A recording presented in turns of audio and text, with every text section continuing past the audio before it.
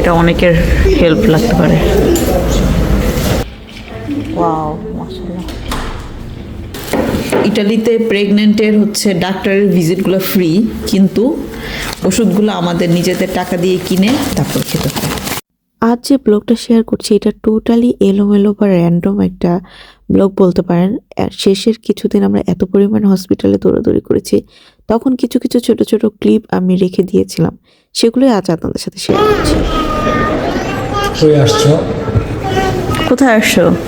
হসপিটালে।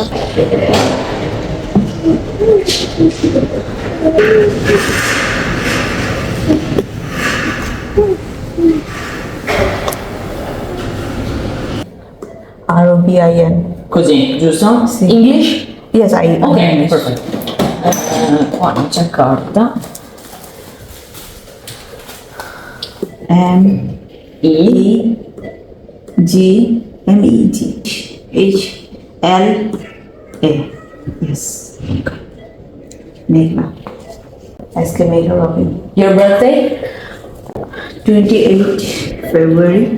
এই তো এখানে এখন বাবুর হার্টবিট সবকিছু চেক করছিল আমার। আল্লাহর অশেষ রহমতে সবকিছু ঠিক ছিল। তারপর হচ্ছে এই তো এখান থেকে চেক টেক করার পরে ডাক্তার হচ্ছে আমাদের এই দিন ফাইনাল একটা ডেট বলে দিল যে কত তারিখে আমি হসপিটালে ভর্তি হব। আমার ডেট ছিল অবশ্য মার্চ মাসের 25-26 তারিখে দিয়েছিল, বাট সেটা তার আগিয়ে এনেছে, কারণ যেহেতু আমার ডায়াবেটিসের প্রবলেম আছে আর ডায়াবেটিসের পয়েন্টটা মোটামুটি অনেকটা বেশি, সেই কারণে তারা হচ্ছে অনেকটাই সময় আগায় আনছে।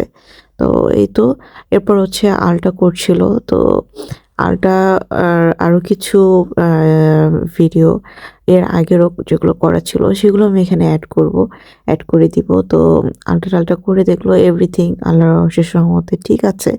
তো এখানকার ডাক্তাররা বলতেছিল যে তারা প্রথমে হচ্ছে নর্মালের জন্য ট্রাই করবে, আর হার্টবিট সব ঠিক ছিল, সাউন্ড বাবুর এভরিথিং ওকে। এই কারণে তারা বলছেন নর্মালের জন্য ট্রাই করবে, না হলে পরবর্তীতে সিজার। এখন যে ভিডিওটা দেখছেন এটা ছিল বাবুর একদম ফার্স্ট একটা আল্ট্রাসোনোগ্রাফি। তখন আমরা মাত্র জানতে পেরেছি যে আমি প্রেগনেন্ট, আর এটা ছিল মেবি 5 মাস না 6 মাসের সময় একটা আলট্রা। যাই হোক এই তো সব কিছু ফাইনাল ডিসিশন ডাক্তার আমাদের দিয়ে দেওয়ার পরে আমাদেরকে বলল আমরা যেই ফ্লোরে হচ্ছে বেবি হয়, মানে ওই ফ্লোরে গিয়ে যেন আমরা আমাদের একটা নাম এন্ট্রি করি। এই তো এর জন্য আমরা এই ফ্লোরে চলে আসলাম।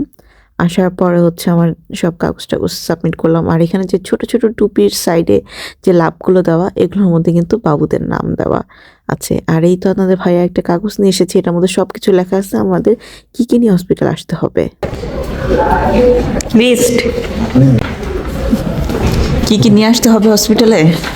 কত বডি বলতে ওই যে আছে না যে সাইজের মতো কত পায়াদি কালসি বুঝা। হ্যাঁ ওই স্কার্প আমার জন্য না বাবুর? বাবু এটা অনেকের হেল্প লাগতে পারে। এটা অনেকের হেল্পে আসতে পারে, সে কারণে আমি একটু ভালো করে দেখিয়ে দিচ্ছি। আপনার চাইলে স্ক্রিনশট রেখে দিতে পারেন যাদের এরকম বেবি হবে ইনশাল্লাহ। তো আপনারা মোটামুটি গুছিয়ে নিতে পারবেন এই লিস্টটা থাকলে যে হসপিটালে কি কি নিয়ে আসা লাগবে। তো ফাইনালি এই তো আজকের দিনের জন্য বাসায় চলে যাচ্ছি। আরেকটা জিনিস শেয়ার করছি, আপনি যখন এখানে প্রেগনেন্ট হবেন তারপর থেকে কিন্তু আপনার ডাক্তারের সব ভিজিট তারপরে পরীক্ষা যা আছে সব কিছু বলতে গেলে ফ্রি। হ্যাঁ, বাট ডাক্তার যে ওষুধগুলো লিখবে এগুলো আপনার নিজের টাকা দিয়ে কিনেই হচ্ছে ওষুধগুলো খেতে হবে। তো এই যে আমি আরেকটা ব্যাপার কি সেটা হচ্ছে ডায়াবেটিসের যে ইনসুলিন তারপর হচ্ছে যে এই যে সুইগুলো এগুলো কিন্তু টোটালি বলতে গেলে ফ্রি পেয়েছি আমি। বাট এখন যে ওষুধগুলো দেখাচ্ছি এগুলো আমি টাকা দিয়ে কিনে তারপর খেয়েছি। বাট আমি একটা জিনিস রিকোয়েস্ট করব, কেউ কিন্তু আমার দেখানো এই ওষুধগুলো কখনো কিনা খাবেন না, কারণ এটা আমার ডাক্তার আমাকে অনেকগুলো টেস্ট অনেকগুলো চেক আপ করে তারপরে আমার বডিতে যে ওষুধগুলো গিয়েছে সেগুলো শুধু আমাকে দিয়েছে। আমি মানে আমার দেখানো এই ওষুধগুলো কেউ প্রেগনেন্ট অবস্থায় ভুলেও ডাক্তারের পরামর্শ ছাড়া কখনো খেতে যাবেন না বা কিনে খাবেন না। তো এখানে আমার ছিল গ্যাস্ট্রিক ওষুধ, আর এটা ছিল মেবি ফলিশন মরিশন সব মিলানো একটা ওষুধ। তারপরে যেহেতু আমার কিছুদিন পরে আবার টেস্ট করে দেখছে যে রক্তের একটু ঘাটতি আছে, এই কারণে হচ্ছে যে এই ওষুধটাও দিয়েছিল, এটা ভেবে আয়রন বাংলাদেশে বলে বা এরকম কিছু।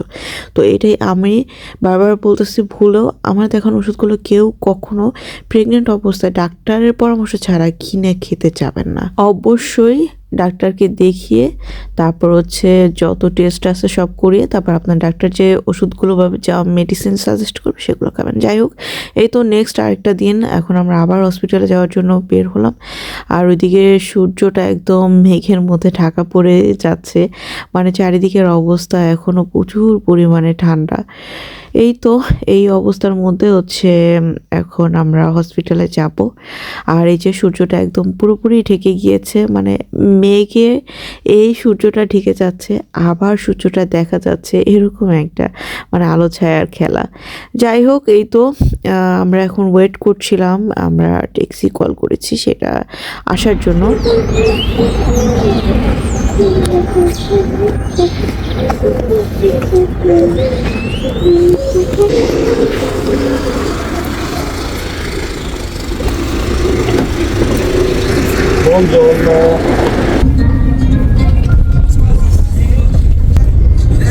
Eliminare anche Stefano.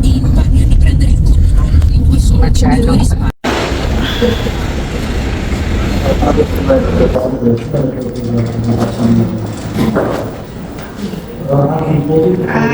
No, vabbè, questo no, questo qua, DDP.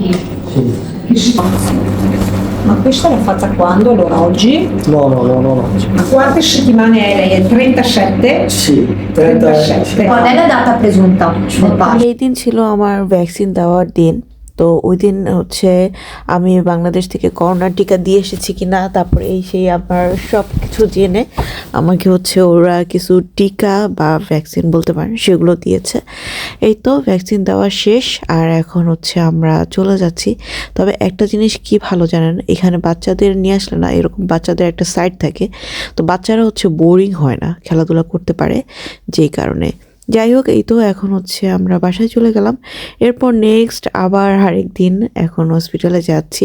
আমি ভিডিওর প্রথমে বলেছিলাম যে আজকের ব্লগটা একদম র্যান্ডম হবে, অনেকগুলো দিনের কিছু কিছু ছোট ছোট ক্লিপ মিলিয়ে আজকের ব্লগটা করছি আমি। এই তো এখন চলে আসলাম আমার সেই ডায়াবেটিসের হসপিটালে। তো এখান থেকে হচ্ছে আজকে আমাকে মানে ওরা ছুটি দিয়ে দিবে বলা যায় এক কথায়, মানে ছুটি দিবে কি আমার কাজ কন্টিনিউ চলবে, মানে আমি যে ইন্স্যুরেন্স নিব তারপর টেস্ট করব। বাট এখানে বাচ্চা হওয়ার আগে আর আসা লাগবে না, তবে বাচ্চা হওয়ার 3 মাস পরে আমাকে একটা লিকুইড একটা সিরাপ দিবে, সেটা খেয়ে তারপর আমার আর একটা টেস্ট করতে হবে ডায়াবেটিসের। যাই হোক, এই তো এখান থেকে ছুটি নিয়ে নিলাম, মানে এই হসপিটালে আমার আপাতত আর আসা লাগছে না। এখন হচ্ছে বাসার দিকে যাব। আর ওই তো বললাম না, পুরোপুরি একটা র্যান্ডম ব্লগ বলতে পারেন আপনারা। তো যেতে যেতে দেখছি এই কত বয়স্ক লোকটা এখনও হচ্ছে গাড়ি চালায়, মানে উনি মনের দিক দিয়ে অনেক বেশি স্ট্রং। এই তো যাই হোক, এই তো বাসায় চলে আসার পরে এখন নেক্সট আবার আরেকদিন যাচ্ছি হসপিটালে, মানে এই কিছু দিন ধরে, মানে লাস্টের কয়েকটা দিন বলতে গেলে প্রত্যেকটা দিনেই হসপিটালে যাওয়া লেগেছে, এরকম একটা অবস্থা। এই তো হসপিটালে খুব কাছে চলে এসেছি।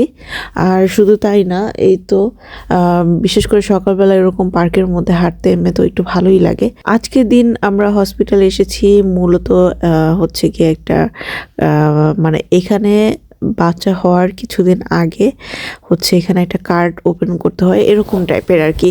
তো এখানে এই যে এই ম্যাডাম হচ্ছে আমার ফুল ডিটেলস জানছিল, যেমন বাবু মানে মারিয়াম কত সপ্তাহে হয়েছে বাংলাদেশে, তারপরে কি আসবে, কেন প্রি ম্যাচুইড বেবি হয়েছিল, সব কিছু এভরিথিং হচ্ছে আমার মানে প্রিভিয়াস বাবু মারিয়াম ওর সব কিছু হচ্ছে ফুল ডিটেলস ওরা হিস্টোরিটা লিখে রাখছিল।